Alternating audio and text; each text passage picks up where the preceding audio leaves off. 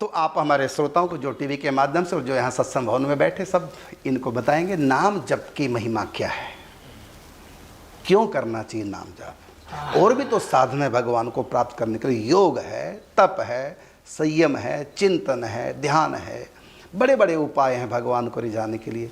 तो आपने सबसे अधिक नाम को चुना और मैं देखता हूँ जितने भी आपसे जुड़े हैं सब के हाथों में माला झोली और गले में कंठी, माथे तिलक।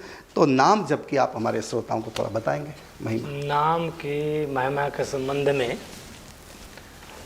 आप भी खूब चर्चा करते हो, वो भी कम नहीं है राधे, और सभी महापुरुष करते हैं। यहाँ तक कि नाम की महिमा के संबंध में गोस्वामी जी ने तो कह दिया, कहाँ लग करूँ मैं नाम बढ़ाई, राम न सके नाम गुण गाए, राम नाम कर अमित प्रभावा।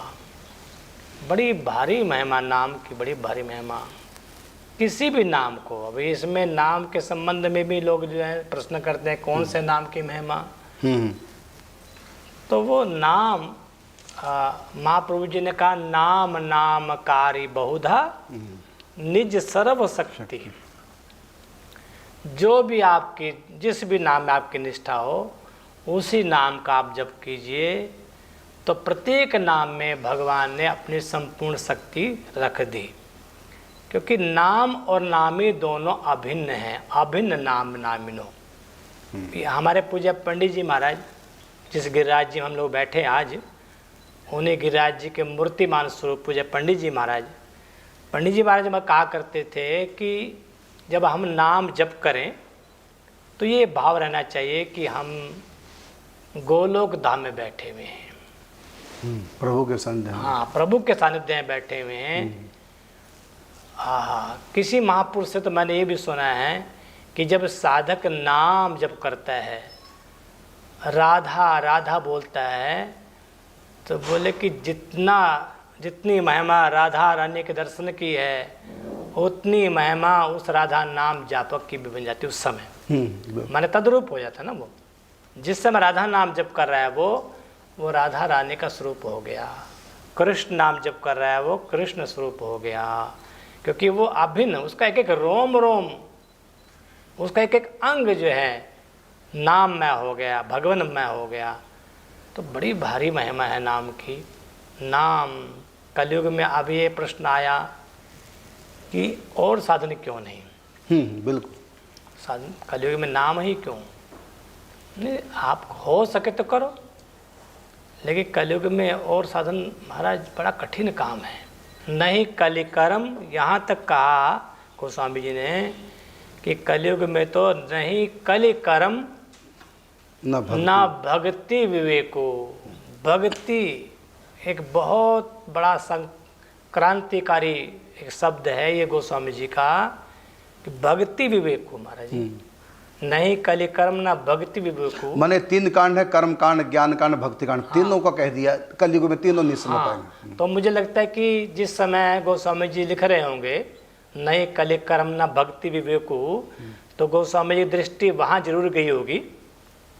एक श्लोक है नारद पुराण का है, कहाँ का है वो, नास्त प्रतिज्ञावाचक श्लोक हमारा जी। नाम बोले कि नास्तैव गतिरन्यथा। हरे नाम हरे नामैव केवलम। कलयुग में केवल हरि का नाम, केवल हरि का नाम और केवल हरि का नाम।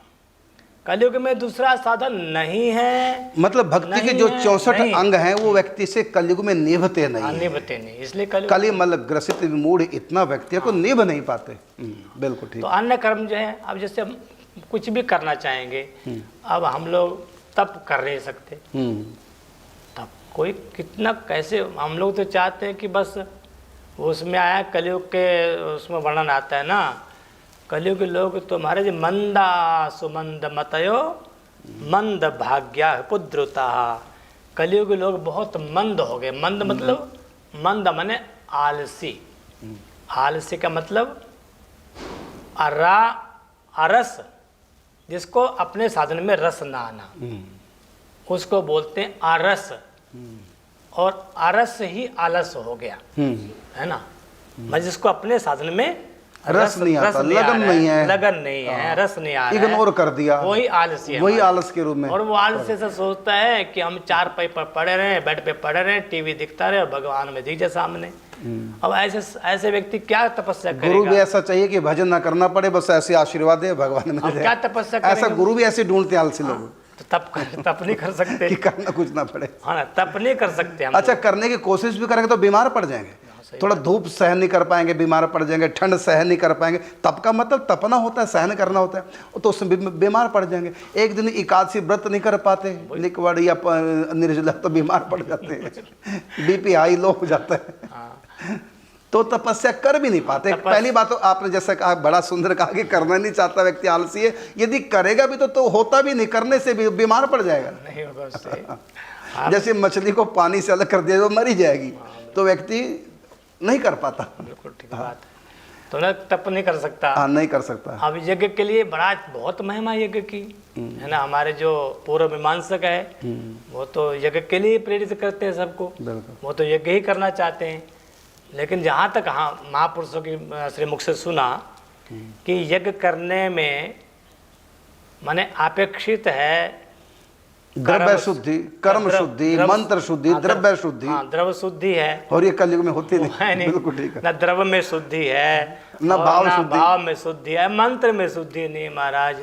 अभी हम लोग हिमाचल में थी ना, कथा थी वहाँ, और वो मंत्र उच्चारण कर रहे थे, वो गौ ब्राह्मण हताए छे, ओहो, है ना, हिता की जगह हता है वो, है ना, हिता है और गौ ब्राह्मण हताए छे। मैंने कहा अब क्या होगा, अब कैसे होगा मामला, मैं अर्थ ही बदल गया, है ना, अर्थ कितना अर्थ बदल गया ना वो। तो कलयुग में महाराज वो साधन नहीं है। कलयुग केवल नाम आधारा, सुमिर सुमिर नर उतरे पारा। कलयुग में ऐसे नाम के संबंध में तो सब महापुरुष एक मत है। आप किसी मत में चले जाएं, सब नाम निष्ठ, नाम निष्ठ। अच्छा, एक प्रश्न है कि नाम आपने बहुत महिमा गाई अभी कि कोई भी साधन होता नहीं, सर्वोपरि नाम जप, सर्व सुलभ भी है, सरल भी है, सर्वोपरि भी है, बहुत महिमा है नाम जाप की। अब यह है कि जो नाम जाप में लग गए और ये विश्वास कर लिया कि सब कुछ मेरा जो भी अध्यात्म लोक परलोक अलोक बंधन नाम जाप से होगा, अब वो केवल नाम जाप ही दिन रात करता रहे क्या? और भी पूजा पाठ करे, व्रत करे और स्तोत्रों का पाठ करे, भागवत जी का पाठ करे, तीर्थ यात्रा करे, दान पुण्य परोपकार करे, कि सब कुछ छोड़ के केवल नाम, कलयुग केवल नाम आधारा, कि मैं उसको तो नाम से ही पार होना है, तो मैं सब छोड़ दूं, नाम ही नाम करूं और पूजा पाठ श्राद्ध तप सब कुछ छोड़ दे, तो क्या ऐसा करें? हाँ, वैसे गोस्वामी जी तो कहा राम नाम छोड़ जो भरोसा करे और रे। गोस्वामी जी ने कहा एक पद में कि राम नाम छोड़ जो भरोसा करे और रे, तुलसी परोसो त्याग मांग क्या मांगे कूर कोर रे। बोले जो अन्य साधन का भरोसा करता है, गोस्वामी जी कह रहे हैं इस कलयुग में क्यों नाम? इस साधन कलयुग में सचमुच में। अब देखो ना, गोस्वामी जी की अंतिम बात, गोस्वामी जी ने जब इस धराधाम को छोड़ा तो उनसे पूछा कि अंतिम उद्देश्य क्या है, तो उनका बहुत प्यारा वो है सवैया जैसा। उन्होंने अंत में कहा कि लाखन की एक बात तुलसी बताए जात, जन्म जो सुधारा चाहो तो राम नाम लीजिए, राम नाम लीजिए। तो तुलसी परोसा त्याग मांगे कूर कोर रे। जैसे कुत्ता जो है उसके सामने परोसा परस रखा है, उसको तो छोड़ दिया, लेकिन यहाँ वहाँ भटक रहा है, यहाँ से कूर मांग रहा है, यहाँ टुकड़ा मांग रहा है। तो वो दशा है उन लोगों की जो राम नाम माने प्रभु के भजन को छोड़ करके, नाम को छोड़ करके अन्य मार्ग को अपनाते हैं। कोशिश करो, अच्छा है, करना चाहिए। तो आपने बड़ा सुंदर बताया कि सर्वोपरि जो साधन है वो है नाम जाप, और नाम जाप कर ले कहा भी ना, नाम सदृशम ज्ञानम, न नाम सदृशम ध्यानम, न नाम सदृशम तपम योगम, ये सब बताया। तो सर्वोपरि नाम है, केवल नाम का आश्रय लें। जैसे कि आपने गोस्वामी तुलसीदास जी का उदाहरण देके बताया भी है कि अन्य किसी का आश्रय न लें, नाम जाप करें।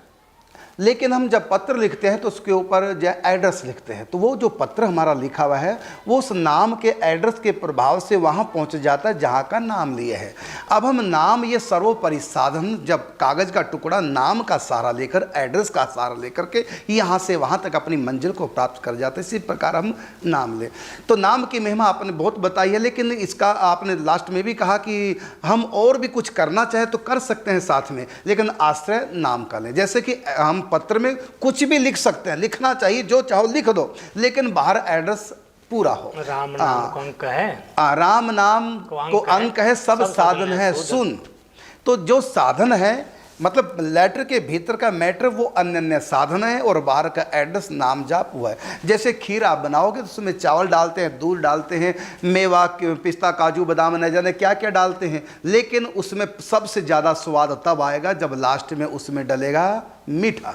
इसी प्रकार सब्जी में आप सबको डालिए, हल्दी डालिए, मिर्च डालिए और टमाटर डाल दिए, अदरक डालिए, जो जो डालना सो डालिए, लेकिन सबसे बाद में जो आप डालेंगे वह लवण बिना जिमी व्यंजन फीके। तो सब्जी में सब कुछ डालिए, लेकिन स्वाद आएगा नमक से ही।